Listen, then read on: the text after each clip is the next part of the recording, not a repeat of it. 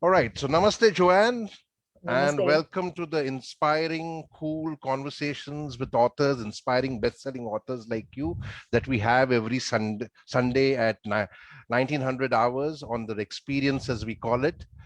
We are very happy to have you with us today to discuss your books. It's a pleasure to be here. It's just wonderful to Uh, connect with you. And which part of the world are you in? I'm based in Singapore these days.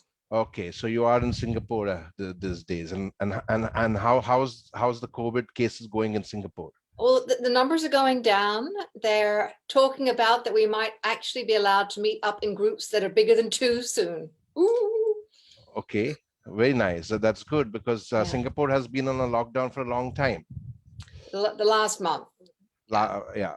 yeah, So Tahira, through whom we met, is still in Malaysia. She's not yet yeah, kind of come back to Singapore, I believe. Yes. yeah. She's still hoping to be able to get back.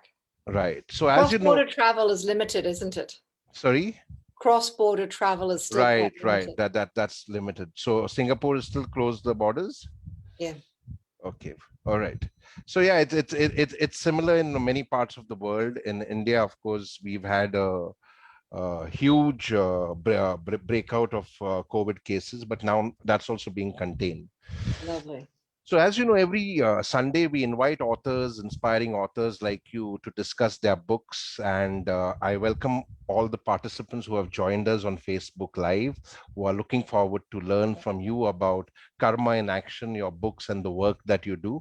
And I hope that they are very inspired by you and from all the inspiring work that you do, not only with writing books, but the inspiring talks and the conversations that you lead for many businesses around the world. So, Joanne, we basically invite authors from three genres of books. Uh-huh. One is self-help, personal development, discovery, and transformation. The other genre is autobiographies and true stories or biographies of real heroes or people who've done some inspiring work. And the Mhm. third genre is about exposés and righting wrongs, where we invite authors who've written about some of the conspiracies or some of the investigations that they have led and Mhm. exposed wrongs in our world, in our nation, in our society. So those are the three genres that we Mhm. focus on, and this is season two. Wow. That we in season one we had 13 authors, and in season Mhm. two we are again having 13 authors. This time all the authors are from around the world, not just from India. Wow. So Joanne, to begin with, tell us a little about your life journey, the story of your life, right from childhood to now, and what have been those trigger points in your journey of life which inspired you to learn more, grow more, do more, become more, inspire more. The stage is yours, so take 7 to 10 minutes and just lead, Oh, lead me and the audience through your life story and your journey of your life.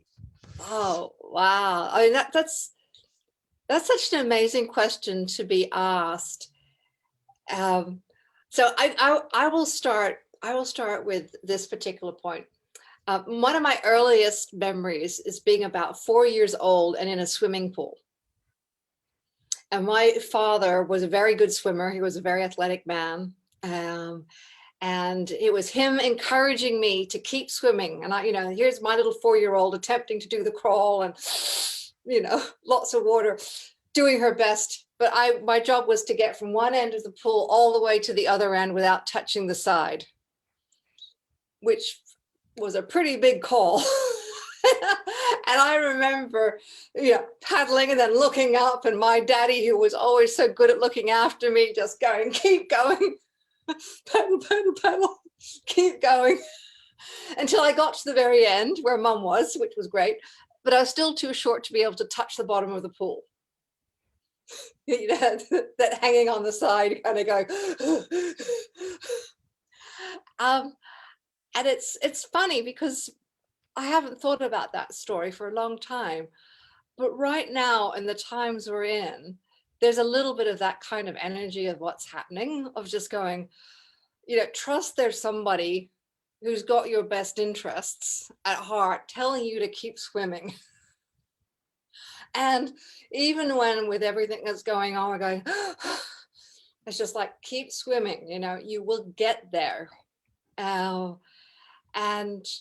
if I think, from where I am now in life and the twists and turns that life has had, there's been quite a lot of times where I'm pretty sure that swimming that lap, swimming my first length with my dad, was probably a really, really key learning of, even if I was huffing and puffing and I really didn't think I could do it, he knew I could. And, you know, I got there because one of the things I've noticed is there's this mythology now that, like everything's going to come easy and it will just like all happen. And yet the reality is most things take effort. So we lived, so I was born in Australia. And my dad was just finishing his PhD, as some dads do, and he did what any good person who finishes PhD does when you have a wife and two small daughters: is you go where you will go and get paid. And his first job when he finished his PhD was as a junior professor in Canada.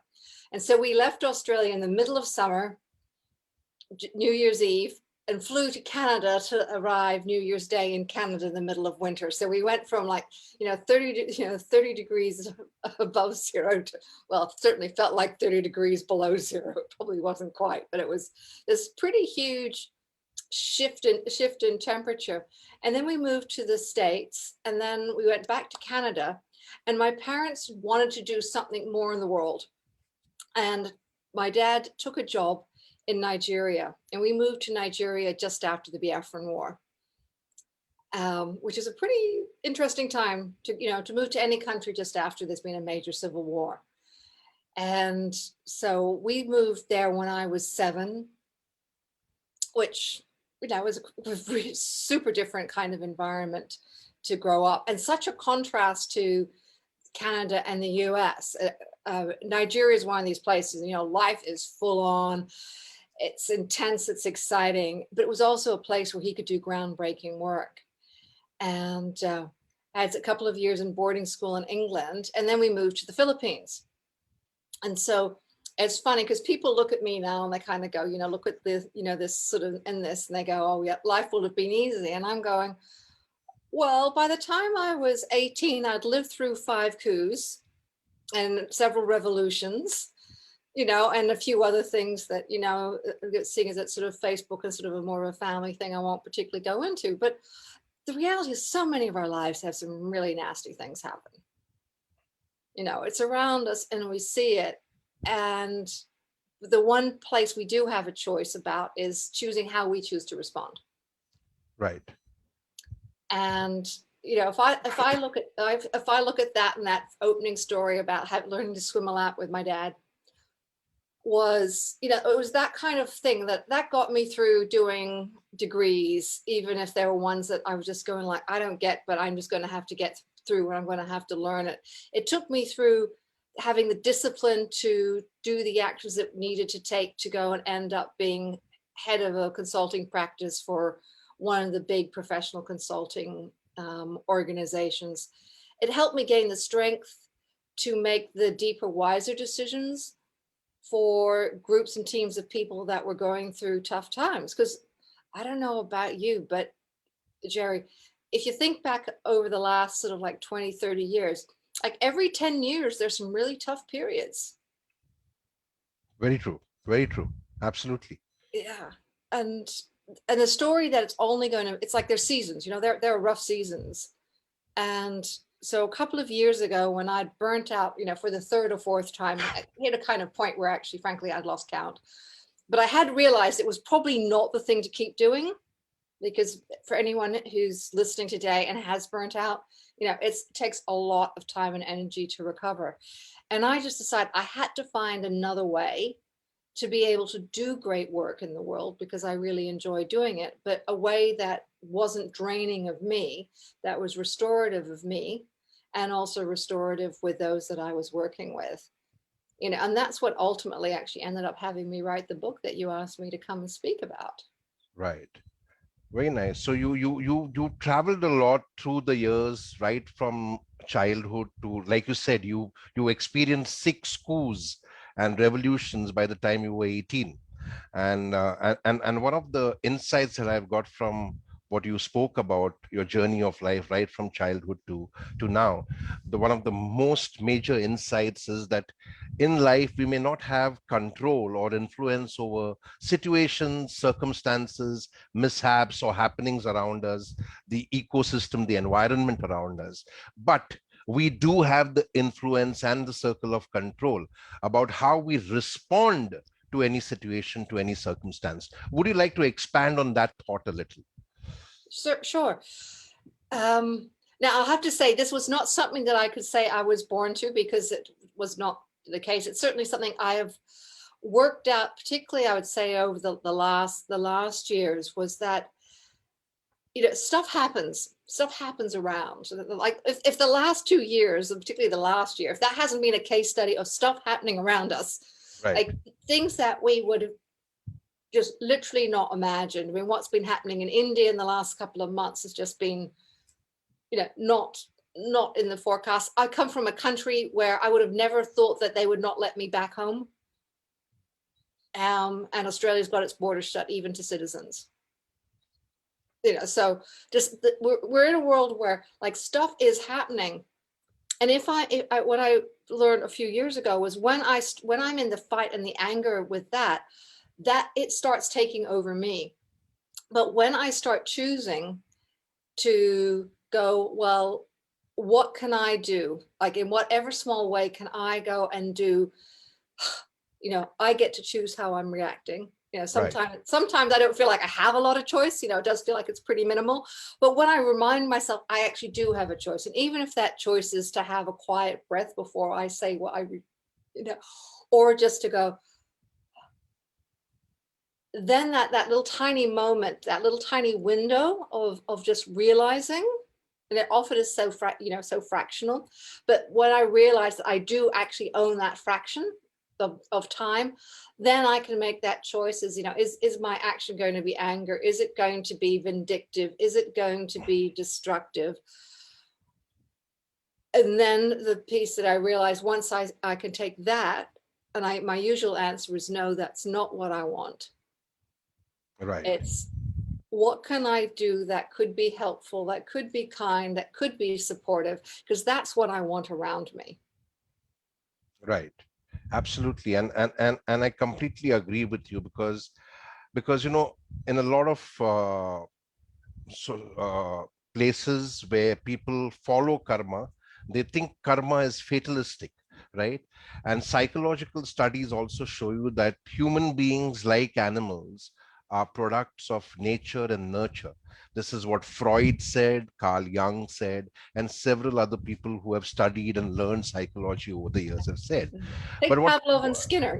Yeah, and yes, humans, like animals, are also products of nature and nurture. But Mm. unlike animals, we do have the third element which can overpower all nature and nurture. And the third element is called choice, because Mm. even biology there describes us as rational animals, which means that we can reason, right?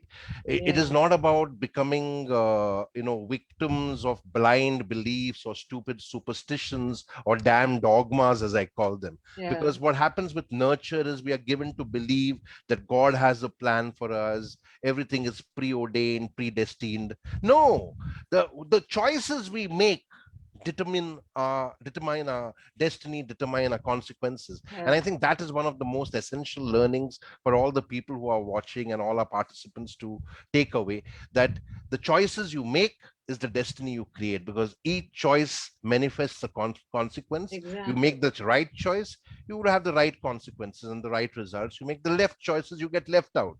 So that manifestation of choices and consequences becomes your destiny. So you are the master of your fate, you are the captain of your Yeah, destiny. And I think yeah, that's a very important thing for all of us to understand, because in our nature and nurture, whether it is in school or college, because of some religion which is slapped onto us, we are always made to think and believe that the heavens up there and gods up there have some plan for us. No, you make your own plan, you create your own path. Joanne, you on LinkedIn, you call yourself the business excellence specialist. yeah. Would you like to expand? What is the work that you do with businesses, and how does karma help in that before we get into more details of your book? Okay. Oh, okay. So, okay. So this is just between you, me, and your community here. Is like, so one of the things I worked out years ago was that if you ever want to do something magnificent in an organization, organizations are a little bit scared of words like magnificent and wonderful. Right, They're a right, bit scared of it, but they like being excellent. right, right, Okay, so I'm just going to say, like, so I talk about excellence because it is the business speak for doing really great stuff. right, And magnificent is literally magnificare, the great work. In Latin, that's what the words just translate as great work, magnificare. Now, but a lot of us as human beings, we are far more inspired. Like, we're far more inspired with the idea of, like, if you could do something magnificent and something great, that's got energy and movement in it. Doing something excellence is a little bit more like, toned down and proper. So I use the word excellence when I'm on LinkedIn because that's the language of that environment. right, right. And the specialist area showed up because was talking with someone some time ago, and they just go like, you just have such depth at what it takes to do really unusual, outstanding work. Mm-hmm. And they're going, it shows up in this, they said, look, you keynoted at the Project Management Institute twice. They said there's not many people who've managed to do that. You've been the opening speaker for another entire industry. You've spoken at the Asian Banker. You've done this. You founded organizations at Oxford. Now I should say, you've been a senior executive at all these companies. Said, and I'm kind of going like, gosh, she sounds pretty impressive, doesn't she? And I'm going, oh, Jesus, wait a sec, that was me. How did that happen? And then they go, and you're a world-class artist. And I'm going, yeah, that's the great work. That's what I'm going to have to hide any of it.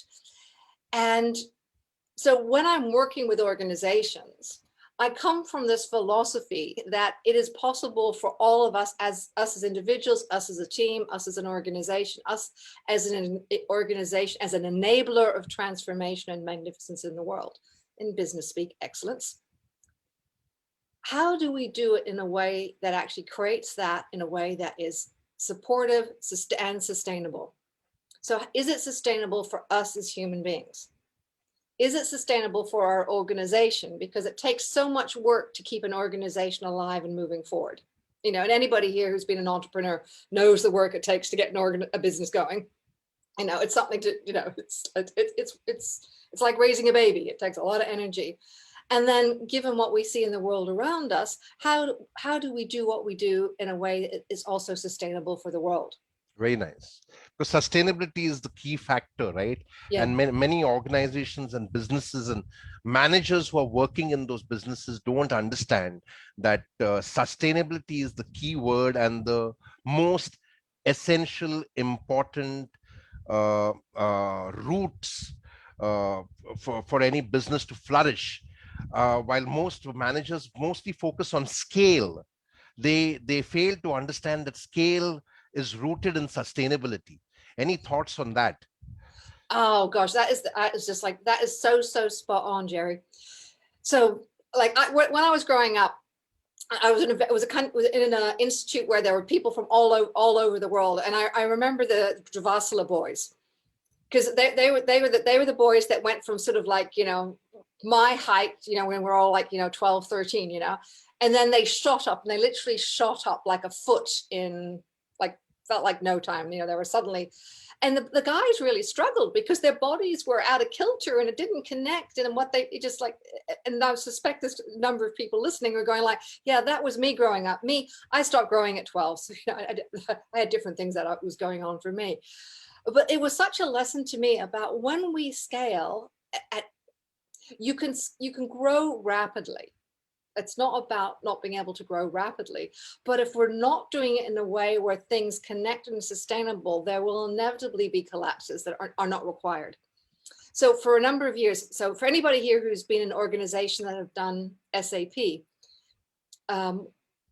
there's a way that many organizations implemented that do it in a way that you put the organization into what's called hypercare, i.e. you basically give the organization a cardiac arrest and you've got to like have them in the ICU. And when I've done business transformation and I've been mentoring executives and working with leadership teams around that, I'm going like, you have a choice. Sure, you can do things that put your organization into ICU, but you actually don't have to. Back to our earlier part of the conversation, there's choice. You can choose to do a different pathway that will create a smooth, uplifting, inspiring, sustainable, growth-oriented, empowering way of doing it. Or you can go into the ICU, you pick. And it's interesting which ways they'll go. Some people will go for the traditional ICU, except that there is truly a very different way of doing it that leads to excellence, that leads to sustainable results, because you skip out months in ICU. Right. Right. And I'm very interested to gain more insight on this with you, because you, like me, have been an entrepreneur at a young age. I started my first venture at the age of 17, and you had kind of cashed out with your first venture at the age of 23. And whether it's entrepreneurs or managers in businesses, in Fortune 100, Fortune 500 businesses today, they all speak about valuation. And I always start my talks by saying create value, not valuation. No. Right? Focus on sustainability. Scale will happen on its own. And yet people do not understand that the fruits cannot be for the long term if the roots are not strong and the roots are not holding that tree together for a longer time, right? Which means that you're then building an organization which is a short-term organization. It's not really sustainable. You may make some profit by the jiggery pogery that you do, by whatever quick fixes or growth hacking, as it is called today. But in the long term, the organization would not bear fruit and the organization would collapse. And we can see that happening around the world today, because whether it's entrepreneurs in India or entrepreneurs in Singapore, they all talk the same language. Everybody talks about valuation. And I always say that valuation is a manifestation of creating value. If you're not creating value for the customer, the valuation is just a bubble. What are your thoughts on that? Okay, so between you and me and nobody else who's listening, here's a really simple thing. So I was a senior executive at PricewaterhouseCoopers. So Right. just like one of the biggest accounting firms in the world. Absolutely. I advise CPA Australia.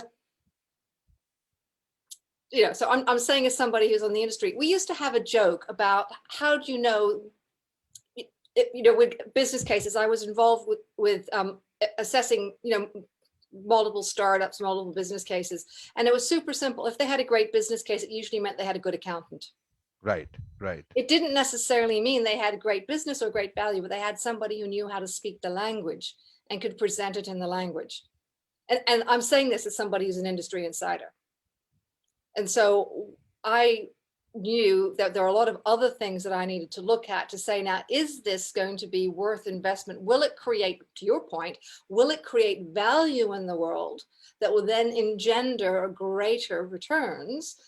So if we stick with the plant analogy, that will then mean that that tree will flourish and have sap flourishing so that the leaves and the fruits can actually bear. Right. That can then regenerate again.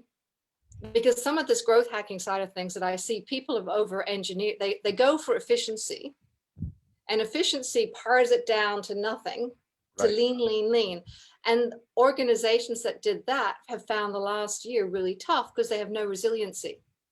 Very nice. Which is part, and sustainability includes resiliency, because as we started with, we know over a decade it's going to be good and it's going to be bad. Right, right. So you hope for the best, you prepare for the worst, and that's what helps you to sail through those tough times. And yet you will see many managers who are very focused on targets, who are focused on goals, profits, but they do not prepare for all the hardships or the obstacles along the way, because they actually think it's about it's negative thinking, and that you should think positive. And this perpetual positivity syndrome is actually a negative syndrome, right? You would understand that as a consultant. We had Sanjeev Krishnan, who's the chairman for PricewaterhouseCoopers in India, on a conversation for a conversation around 3 or 4 months ago, and I was saying the same thing to him. because after having the big four or the big five, as they are called, as audit firms or consulting firms for some of the largest organizations, those organizations have crashed because their promoters, their CEOs have not been doing the right thing. And I think that's where it becomes very important that you don't just hire a consultant, but also listen to the solutions and the advice that they kind of provide you with, because that helps you to build effectiveness and not just have efficiency. Because if there's only efficiency and effectiveness, then the sustainability is missing. Would you That's agree so on key. that? It's so key. And so actually, so anyone who's looking at this for themselves and their own businesses, look for people who have a value system that is around sustainability, that is around your ability to adapt and be resilient in a shifting environment, that is around you being able to prosper and grow in True. uncertain times. Because there's many who will give you an engineering analogy. And one of the things with engineering analogy is, and half my family engineers, so there's plenty of it around in my life and background, is it's a pre-optimized solution. Right. But the only way you can do that is if you already know the environment. Now, guess what we don't have right now? We do not have a predictable environment that we know. We have an uncertain, fluid environment. Very true. Very true. Uh, And that requires and we're going to have that for 3 to 5 more years. Absolutely, absolutely, and you can see it in geographies like India, Yeah. where everybody's talking about economic slowdowns because of the pandemic and the lockdown and the isolation, etc. But in Mhm. India, you can see, I mean, we are at the all-time low with our GDP, and I keep telling people it's not a slowdown; it's a breakdown, because you never envisaged a calamity like this to happen. We were sleeping on it because you don't want to prepare for the worst. Again, the Mhm. perpetual positivity syndrome, Yeah. right? And again, where you saw that the first wave happened in 2020, and then we were caught sleeping again in 2021 when the second wave happened. So it, Yeah. it just shows you the complacency of people, the complacency of governments, because these are some of the people who have gone to the best of schools and colleges with fancy expensive degrees, and yet they have been caught unaware yet again in 2021. Coming to the book, Joanne, Mhm. uh, I also write books, and I know, one of our series is called the Karma Curry series. which I think is And in, brilliant. in the Karma Curry series, we tell true stories of real heroes. And what inspired me to start the Karma Curry series is that I felt that the unknown, unsung, unheard heroes out there in the world, who are Mm. poor laborers or farmers who are doing magnificent things, not just excellent things, but magnificent things, Mhm. are Isn't it a more powerful word? absolutely, absolutely, are somewhere missing, right? Because their stories are never published in the mainstream newspapers or Mm. magazines. Nobody records their history. Historians don't talk about them. And there is this very old proverb, African proverb, that says that until the lions have their own historians, the history of the hunt will always glorify the hunter. So while Mhm. we celebrate movie stars, sports stars, Mhm. politicians, and whoever, the unsung heroes, like a farmer who's transformed 500 villages from wastelands into wetlands, and Mhm. because of whom 500,000 people have a livelihood and a life of dignity today. Or the man who literally moved a mountain in a world where people believe faith in God moves mountains. So that man, Dashrath Manji, his name is the person who inspired me to start writing true stories of real heroes. And Wow, brilliant. what research also shows you is when you tell true stories of real heroes who are ordinary people, more ordinary than you and me, and like somebody who comes from a very unserved, underserved community and background, who's moved a Mhm. mountain, and Yeah. then you're figuring that if he can do it, I can too, Mm. right? But Exactly. when you tell stories of larger than life heroes, people feel intimidated by it. But when you Well, tell yes, stories of, it's that person up over there, isn't it? It's not yeah, meaningful here. absolutely. But when you tell stories of ordinary people, and those are true stories, not fables or fairy tales, and then you bring that story to life, I've seen it in an audience, and everybody is so inspired that, hey, this is possible for me too. I can do something as magnificent as that. And the reason people don't like that word magnificent is not because they don't like the word. It's because that they are given to believe that they cannot unleash that heroic potential within them to move a mountain. But when you inspire them to understand that that magnificence is there within them also, then they are inspired. And we actually have a oratory act called the Mojosh Magnificent Seven, and we Uh-huh. started the first series online around a week ago, last Saturday, where we had 7 people from around the world talking about their stories. And the premise of the Magnificent Seven oratory is very simple: that in life, each and all of us break at some point in many points, right? But when we break, do we give up and break down, or do we persevere and break through? Breakdown, story over, game over. Breakthrough, then that's a story. That's the magnificence. Okay. So However, Jerry, I would say from my own experience, and I'll say this to anyone who's listening, is it's okay if you break down. right, right. If you break down, just go like, okay, yes, it's happened. But at some stage, remember, you still have a choice. Right. You'll have a little moment where you can choose to do a little bit of tininess that is a little bit of good for somebody else. Absolutely. And that's what we mean by that. And that seed is that, Yeah. you know, Yeah. it's just because there sometimes there's this story that you have to keep being maybe it's the female lens on what creates greatness, is that it's not only about struggling through. Sometimes it's just say, yes, it's broken. Right. No, so we are And saying then we are how and when we do I choose to recover? absolutely, Joanne, I'm completely with you. In life, like I said, nobody is bereft or free of suffering and pain and brokenness. So we are all broken. 7.5 billion people in the world are broken, but few persevere to break through, right? Yeah, And refuse to break down. That's the concept of the yeah. Magnificent Seven. Mm. And that's another series in the Oh, Karmakari cool. series called Karmakari Karishma, which is the discover the miracle within you. So that's what inspired me to write Wow, the Karmakari books, true that's so stories of cool. real heroes. Now, what I want to know from you is what inspired you and motivated you to write books which are related to karma, because you've shown me 2 books now, and I would like you to show those again to the audience. And what inspired you to write the books, and why did you choose that word karma for your books? Okay, so but you know how earlier I said that I realized I needed to find a way that was sustainable at the personal level because I was tired of burning out.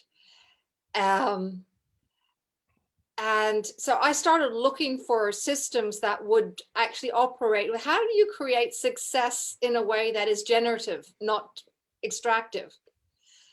And I was lucky. I lived and worked in Thailand for a number of years, so I've had the privilege of living in a Buddhist, in a, a fully operational Buddhist country where that's the core, that's the center of the country system, and so learned some of that philosophy there.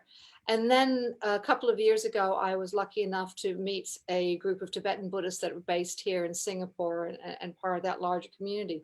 And I really, really loved a couple of elements of their message, which, it was, traditional karma message around that we do have a choice. It is our actions, that what we do to others is what comes back to us. And that what I adored was that they had a nice clean structure. I grew up in the Christian tradition, which talks about the golden rule, you know, and so I heard the golden rule, but I hadn't ever really had anything that gave me a structure that said, this is what it means. This is how I use this rule. Here, like, here's the principle, but now here. And just for the audience to know, because whenever I ask people in a crowded auditorium what is the golden rule of humanity, most don't know. Do you want to tell people what is the golden rule that you learned in Christianity, which is also advocated by all other religions? But what is that golden rule? The way it was, the slight variations, the way it was expressed where I grew up was do unto others as you'd like done unto you. Absolutely. Treat others as you would want them to treat you, or do unto others as Mhm. you would want them to do unto you, which is Yeah, rooted in the concept of empathy and consciousness. Please go exactly. ahead. Yes, No, absolutely. this is exactly it. And so I'd had this principle, which it sounded like, it's like, okay, as a kid, it's sort of like, okay, sounds good, but don't understand it. And so I loved what I was, the structure I was learning. And now at the time, at one stage during this, I was going through a major break. You know, it was a breakdown. I won't dress it up. It was a breakdown. You know, the concept of perseverance was called getting up in the morning and hoping I'd get through the day. It was really not a glamorous, great stage of life. And what I loved was that it doesn't matter where you are. It's still, you don't have to be rich. You don't have to be successful. You just have to genuinely go, can I do some good for somebody else today? And just say, if I do that today and I do a bit more of that tomorrow and I do a little bit more of that the next day, and it is, what I can say is that genuinely it's really amazing what happens. It is really amazing what happens.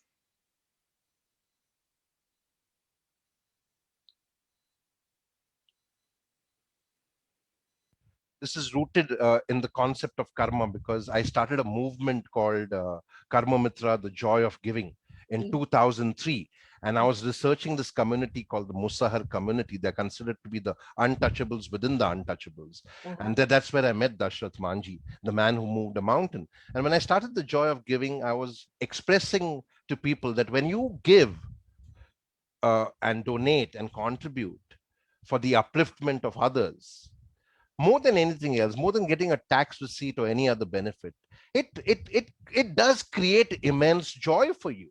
And neuroscience has proven this today, that your happy chemicals get flowing because your serotonin, your oxytocin gets flowing when you give. And it's not just about giving money, it's about giving time, giving a little bit of yourself.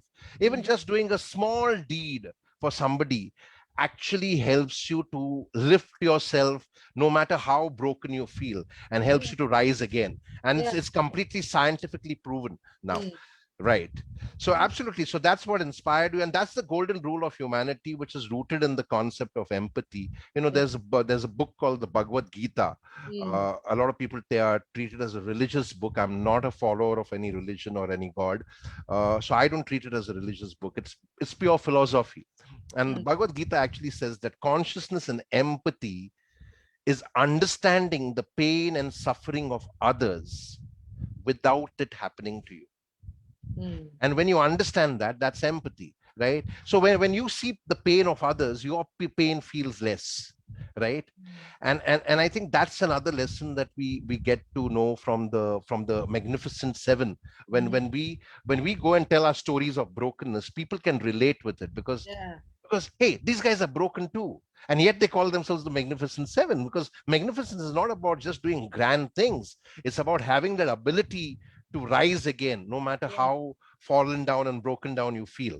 yeah. Absolutely. So what is the central theme of your book? You showed us two books. May I request you to Okay, show so those books? I will. Well, on let me hold one up on one side. Right. So this one I published to Karma in Action. I published it to create a really practical structure for anybody, and particularly in business. So it says how to use karma and kindness to grow your business. Though you could use it for your personal life, but it was written on the basis of to help people have just a really clean, accessible way of going, like, well, what can I do? How can I put these things in action? How can I see what do I really want? How do I find other people that are in that kind of place? And what are the practical steps that I can take to start this generative process? And then to keep it moving, forward. So, so this is a how-to book in it.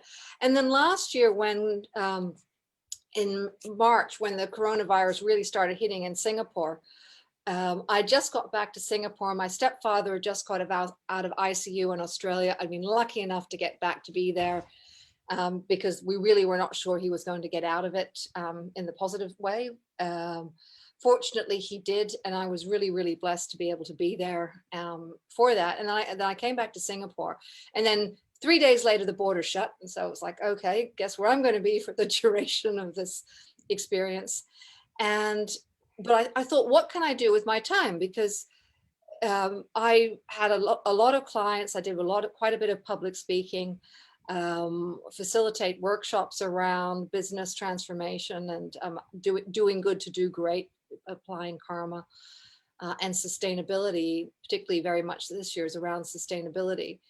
And my business got hit in the ways that many other businesses did. I lost absolutely every single booking, and what looked like was going to be a good year got very quickly into a very empty year. And it was one of those things, I had just published this book and I'm going, okay, how do I live my word? Right. And it was like really simple. What can I do? I am lucky enough. I have enough food to eat.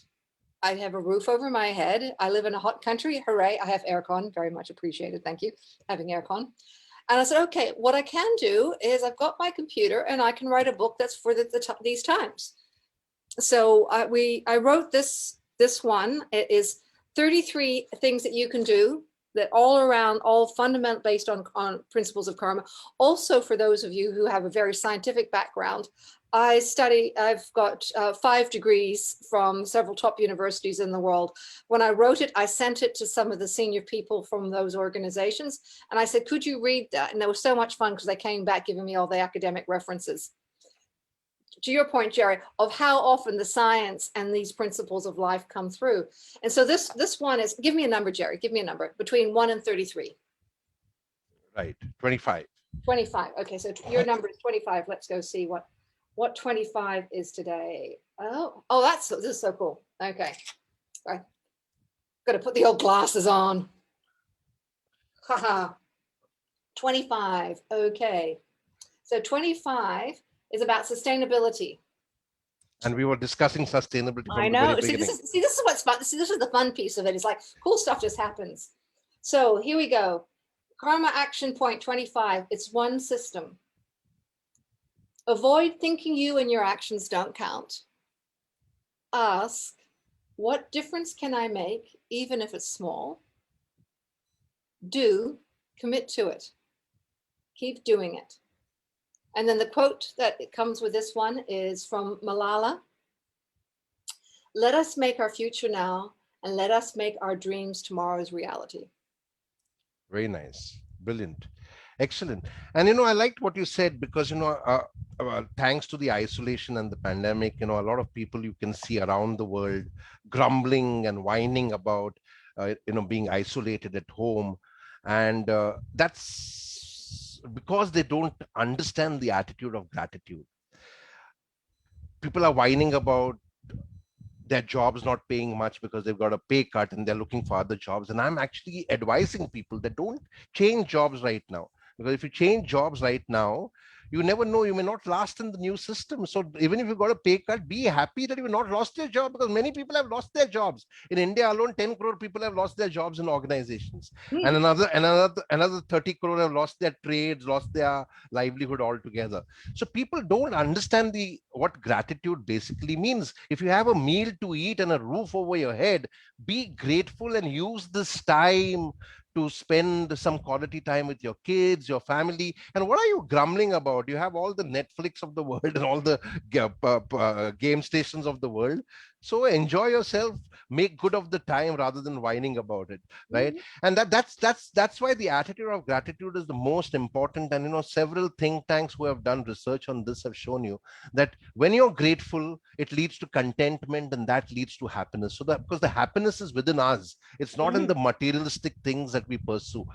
You spoke about the book, and you said how karma and kindness can lead to growth in business. Do you want to share maybe 3 insights on how that could lead to growth in business? Okay, so I mean, because I know you've probably got an audience that's got quite a varied background here. So I mean, the fundamental principles in karma is that what you do to others is like a seed, and then how you look after and care for that prospers, and then it's what you see then that's what you see coming back to you. Right. So I remember one of my mentors sort of saying, Joanne, if you have Chiqua in your life, that means you planted Chiqua. And I was going like, huh? Like, what on earth are you talking about? And then someone said, okay, very bad pronunciation of Chiqua in Chinese being watermelon. Right. I was like, okay, so if I have watermelons around me, that means I've planted watermelon somewhere. Right. So if I either like watermelon, that's great. I enjoy my watermelon. And if I don't like watermelon, I have a choice. Either I can go and decide that I will enjoy the watermelon, or I can go, well, what would I really like? And then I go and deliberately find someone who wants that and help them with that. So I'm giving them that gift. And then I will see that coming back. And so when you take this principle and you go in business and you just go like, well, what do I like in my business? You know, what's good? Do more of that. Deliberately find partners and people. Now in the book, we talk about a structure of 5 so that you're making it in a whole, approaching in a holistic basis. That you're deliberately finding partners and doing it. So that's sort of like doing the good, creating the good. So that's like, first one, 5 business partners to cover your full circle. Second one, what do you like that's happening? Make sure you keep doing it. If you want that tree to keep producing that fruit, make sure you're still planting the tree for the fruit. And then the third one is, okay, so there's stuff happening you don't like. Like right now, there's stuff happening that lots of us are not exactly excited by. What it means is that at some stage we planted those watermelon seeds. Right. In some way, in some way, we were doing something like that to somebody else. And what we might see now is huge and big, because, a watermelon's a lot bigger than a watermelon seed. So what are we doing that's like this thing, but much smaller? And so if we don't like what we're seeing around us now, it's very practical. This is the piece where people go like, oh, Joanne, you're being fluffy. I'm going, actually, I'm being pretty clear. It's calm and it's kind. And it's also very clear. Then what we have to do is do something different. So we're not going to plant those seeds that have it coming back to us. So it's one of the reasons why I'm talking so much to businesses about sustainability, and sustainability in the sense of the environment. Very true. Very true. And I think what it basically means is that understand that profitability is possible for the long term when you invest in growing your people and also ensuring that the planet is a better, safer place. Because if you're not doing that, who will you profit from? If you're not treating your employees within well, will they feel like they're a part of the team? Because when employees are treated well, they will help you to grow the business. But if employees are not treated well, then the employees will just be a workforce who are coming to work with the body, but not with the heart, mind, and spirit. And I think that is the summation that I would like to do on what you just kind of spoke about for our audience and for all the people who are listening in. May I request you, Joanne, to also tell us about a few of the principles that you wrote about how to, the other book that you wrote about the 33 things that to do, that you said, the insights that came to you during the isolation. Do you want to tell us one or two of those those elements? Because I'm actually going to literally go back into the book. When I was sitting down and writing it, I was going like, partly I was writing it for myself. Like, what do I need to hear? Okay, so I write this so that then I can give this to the world. Right. Wrote, had it laid out and published. It got to Amazon bestseller. Yay! In 3 different countries, even more yay. Because this is the world I want around me, this is me applying what I was talking about here, in this one. And so I started looking at it. And one of the ones that was completely amazing was that not long after I published this, I was introduced to a lady that was one of the few people who managed to walk down from above where the planes hit the World Trade Center and actually get out of the building alive. So, just like seriously had some good karma, for that one to happen. And she said to me, she goes like, I don't know, but I think you wrote this chapter for me. And that particular chapter was this one here. Yes. Number 33. You at your best.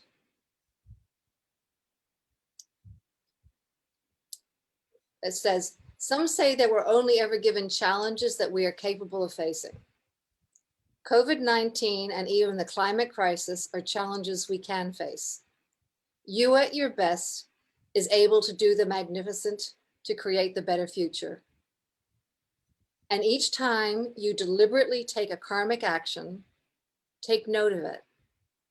And as you go to sleep, reflect on the good you've done today. This is your call to magnificent. Magnificence is you. Very nice. Excellent. And do you want to read one more chapter from this before you read a few paragraphs from your karma in action? Okay, I shall do. Oh, okay. So the one that I just randomly opened up is this one here. So this is the fun of this one. Is it covers a whole, as you can see, just in the two that we've already talked about, a real variety of different sorts of topics. So the one that I opened up, this one here. Right. It is Do good. point number 5. Do good, make money, and repeat. So like some people in business think it's about making money and then doing good. No, business, back to your point that you've made earlier, create value, do the good, Right. and the other happens. It just does. So it's like, Absolutely. It's a simple formula which people fail to understand. Yes. yeah. So I was like guys, like here's the formula. So first create value, first do good, and then money is an outcome. This is true for business metrics as it is in life. Doing good is looking forward to create the future you want. It might be the future you want in 5 minutes, or the future you want as we recover from this global crisis. And there's a note to say, CFOs reading this book, please look at the section on money. There's another section on money. Okay, so first one, avoid focusing on what's in the past. It is just what was. Ask, what would I really like? Who do I know that would really like this? And do. Give this to them in some way, even if it's small. And here we go. This is a quote from Anne Frank, and then I'm just going to share the story. Anne Frank, yeah, very nice. So We've covered her journal extensively in our Mojo Inspirator book, the Anne Frank diary. Yeah. She's just amazing. And this is from Anne Frank. How wonderful it is that nobody need wait a single moment before starting to improve the world. Absolutely, completely agree. And I think that's exactly how the Bhagavad Gita, which also kind of promotes the concept of karma, uh, uh, came into being, because the whole idea was to explain to people how to live a good life, how to live a righteous life in simple 18 chapters. And that's what the Bhagavad Gita is all about. It's all around karma. And the entire concept of karma is, as you sow, so shall you reap. You can't sow apples and expect watermelons. You can't sow seeds just a week before harvest time. There is a time for sowing the seeds. There is a time for nurturing the crop. There is a time for harvest. So it's all about following due process. It's organic. You cannot get quick fixes or instant fixes, and that's exactly what I sent out and wrote when on Facebook, on LinkedIn, about the book. And I said it's all about understanding the law of the farm. The law of the farm is a self-evident natural law. It's a principle. You cannot violate that principle. You cannot think that you can add more fertilizer and get more crop. It doesn't work like that, right? Well, the thing is, you can add more fertilizer, but be really aware that what it can do is create long-term degradation on your crops. And right. Absolutely. So there's some things you can do to pump prime, but you want to do it in a sustainable way. But one of the things I have so learned around the karma one is, if I keep just doing good, the crop keeps coming back. Absolutely true. Absolutely. And I think that's what people need to understand, whether it's in businesses or in schools or colleges, where educators only focus on percentage. And I always say that that's the problem. We only focus on performance and percentage, because the same parents are working as managers in businesses. Nobody focuses on the potential. You unleash the potential, the performance manifests on its own.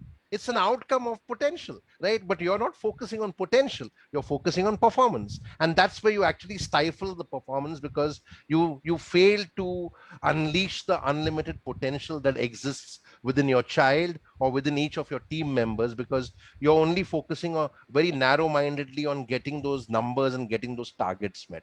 And I think that's where the expansion of the mind has to happen, and it requires a paradigm shift and a mindset shift for managers, parents, educators, etc. So whenever I'm doing a workshop or a talk for teachers and managers in schools and colleges, I always say, our future unready parents and educators preparing children for the future. Yeah. That question answers it all, because that is the truth of our world today, right? So to conclude, Joanne, may I request you to read us a couple of paragraphs from Karma in Action, the book that you've written for business growth? Yes. Okay. Okay. So let's see. Let's just see what. Okay. So what I opened up was part 2. How does this work at a day-to-day level? I often get asked. Here is an example of one way to put karma into action and get a faster start using karma and the kindness and the power of karma in your business and life. This is how I went about setting up a project near to my heart and one I was certain would do good for the world. Okay. The big goal, Project Wings, which is my business. A thriving business that helps leaders who are making big positive changes in the world succeed faster. So what we do is we coach and train people on how to get things done, and then we help them do those things. So this is a combination of leadership and mindset coaching, along with innovation and project coaching. Our clients range from solo entrepreneurs to IBM executives. So we say, we help you get your important projects done serenely and swiftly. You get the little link back to the Wings piece. So to support this, I identified 4 goals. I want enjoyable, fun work, which means I look for enjoyable, fun clients so I can help them be more enjoyable and fun. How's that for a good idea? I want to create a healthy, sustainable world. I want to be valued in both wealth and money, and I want to be a great leader.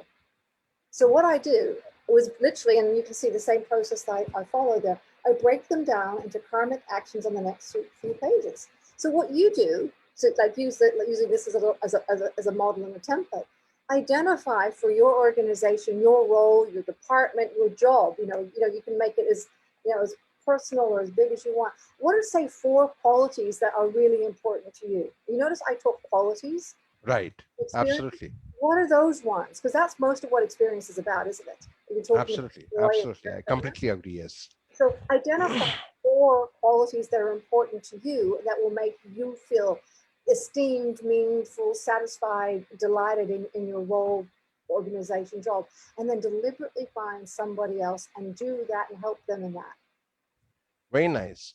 So great insights in both your books, and I'm sure that a lot of businesses and people will benefit from this. I'm sure many people who are watching us on Facebook Live would benefit from this, and I thank all of them for joining us today to listen in to you, Joanne. And Joanne, before we conclude, are there any other insights that you would like to share with me and the audience? The one that I'd love to share with you in the audience is this one, is that both of these are about actually putting karma into action and actually doing it.